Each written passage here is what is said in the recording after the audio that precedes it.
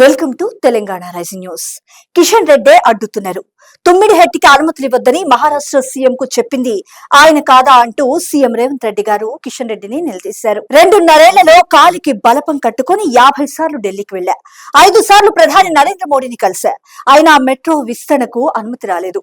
మూసీ ప్రక్షాళన, ట్రిబ్యునల్ కు నిధులివ్వరు. అసలు ఇవన్నీ ఎందుకు ఆగుతున్నాయి?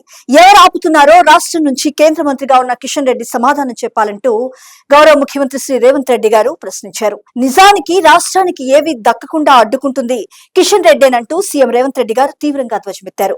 బీఆర్ఎస్ తో కలిసి ఆయన గూడుపుటాని చేస్తున్నారంటూ నిప్పులు చెరిగారు. కిషన్ రెడ్డి పేరుకే బీజేపీలో ఉంటారు కానీ బీఆర్ఎస్ వాళ్లతో చీకటి దోస్తీ చేస్తారని, కేటీఆర్ చెప్పినట్టే వింటారని బీజేపీ వాళ్లే స్వయంగా చెప్తున్నారంటూ పేర్కొన్నారు సీఎం రేవంత్ రెడ్డి గారు. ఇక్కడ మనకు ముఖ్యమైన అంశం చూస్తున్నాం. 1674 కోట్ల రూపాయల భారీ పనులకు నేడు సీఎం రేవంత్ రెడ్డి గారు శ్రీకారం చుట్టనున్నారు. ఐటీ కార్డర్తో పాటు పశ్చిమ హైదరాబాద్ లో ట్రాఫిక్ సమస్యలు తగ్గించడమే లక్ష్యంగా భారీ అభివృద్ధి పనులకు ఈ రోజు సోమవారం సీఎం రేవంత్ రెడ్డి గారు ప్రారంభించనున్నారు. సైబరాబాద్ మున్సిపల్ కార్పొరేషన్, హెచ్ఎండిఏ, విద్యాశాఖ, ఆర్ఎండ్బి ఆధ్వర్యంలో మొత్తంగా 1674 కోట్ల వ్యయంతో పలు ప్రాజెక్టులకు సీఎం రేవంత్ రెడ్డి గారు శంకుస్థాపన చేయనున్నారు. కొన్ని పనులను ప్రజలకు అంకితం చేయనున్నారు. ప్రధానంగా ఇటు మియాపూర్ ఎక్స్ రోడ్స్ నుంచి ఆల్విన్ ఎక్స్ రోడ్స్ వరకు 6 లైన్ల ఫ్లైఓవర్, హఫీజ్పేట, బాచ్పల్లి అండర్ పాస్ల నిర్మాణాలకు 530 కోట్ల రూపాయల పనులకు శంకుస్థాపన చేయనున్నారు.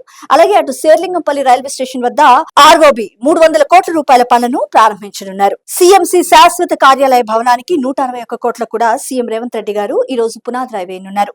నార్సింగి వద్ద మూసీ వెంబడి ఓఆర్ఆర్ సర్వీస్ రోడ్డుపై మేజర్ బ్రిడ్జ్ ని 229 కోట్ల రూపాయలతో నిర్మించనున్నారు. ఇటు ఎంజీఐటీ నుంచి మణికొండ వరకు పైప్ లైన్ రోడ్డుకి 110 కోట్లు, Gachibowli, Nanakramguda ORR main carriage వే విస్తరణకు 26 కోట్ల రూపాయలు కేటాయించనున్నారు. కొల్లూరు వద్ద ఆర్ఓబి అప్రోచ్ ర్యాంపుల పనులకు 29 కోట్ల రూపాయలతో భారీగా ఈ రోజు శంకుస్థాపనలు జరగనున్నాయి. విద్యా వ్యవస్థలో మరి విప్లవాత్మక మార్పుల కోసం 200 కోట్ల రూపాయలతో భారీగా నిర్మించనున్న యంగ్ ఇండియా ఇంటిగ్రేటెడ్ స్కూల్స్ భవన సముదాయాలకు, అలాగే మాదాపూర్, నానక్రామ్గూడ ప్రాంతాల్లో 14 కోట్లతో ఆర్ఎండ్బి నిర్మించ తలపెట్టిన వర్కింగ్ ఉమెన్స్ హాస్టల్స్ కు కూడా సీఎం రేవంత్ రెడ్డి గారి చేతుల మీదుగా నేడు శంకుస్థాపన పూర్తి కానుంది. ఇక్కడ మనకు ముఖ్యమైన అంశం చూస్తున్నాం. 10వ తేదీన ఫ్యూచర్ సిటీ డెవలప్మెంట్ అథారిటీ భవనం FCDAను సీఎం రేవంత్ రెడ్డి గారు ఈ నెల 10వ తేదీన ఘనంగా ప్రారంభించనున్నారు. ఇందుకు సంబంధించిన ఏర్పాట్లను వారు ఇప్పటికే పూర్తి చేశారు. FCDA భవన నిర్మాణంలో పర్యావరణ రహితమైన సస్టైనబుల్ డిజైన్స్ ను పాటించారు. భవనం పైకప్పు మీద ఫోటో వోల్టాయిక్ షేడ్స్ ని అమర్చారు. ఇక్కడ మనకు ముఖ్యమైన అంశం చూస్తున్నాం. ప్రశ్నించొద్దు, పకోడీలు వేసుకోవాలి.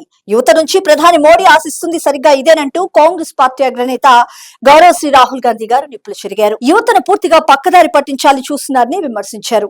ఓఎంఎస్ టెండర్లలో భారీ అవినీతిని బయటపెట్టిన స్టూడెంట్స్ ను ప్రత్యేకంగా అభినందించారు కాంగ్రెస్ పార్టీ ఎంపీ గౌరవ్ శ్రీ రాహుల్ గాంధీ గారు.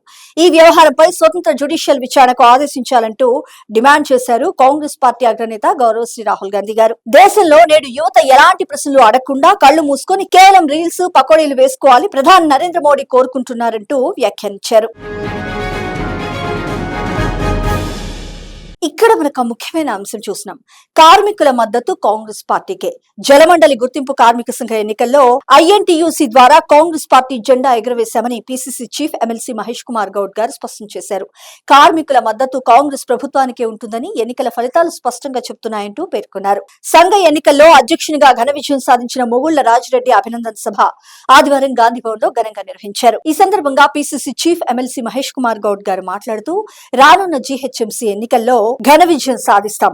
సింగరేణి, జలమండలి వంటి సంస్థల్లో భారత నాయకులు తమ గుప్పెట్లో పెట్టుకుని కార్మికులను తీవ్ర ఇబ్బందులకు గురి చేశారంటూ గుర్తు చేశారు. రానున్న రోజుల్లో కార్మిక సంక్షేమం కోసం మా ప్రభుత్వం మరింత చిత్తశుద్ధితో పనిచేస్తుందంటూ వ్యాఖ్యానించారు.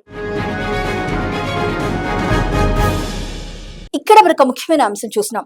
2030 నాటికి 20,000 మెగావాట్ల గ్రీన్ ఎనర్జీ ఉత్పత్తే లక్ష్యం అంటూ డిప్యూటీ సీఎం మల్లు భట్టి విక్రమార్క గారు పేర్కొన్నారు. పెరుగుతున్న విద్యుత్ అవసరాలకు అనుగుణంగా మౌలిక వసతులను నిరంతరం విస్తరిస్తూ రాష్ట్రాన్ని అభివృద్ధి పదంలో నడిపిస్తున్నామంటూ స్పష్టం చేశారు. మంత్రి తుమ్మల నాగేశ్వరరావు గారు కలెక్టర్ దివాకర్ తో కలిసి ఖమ్మం నగరం పాకబండలో నూతనంగా నిర్మించిన 33/11 kV విద్యుత్ ఉప కేంద్రాన్ని వారు ఘనంగా ప్రారంభించారు.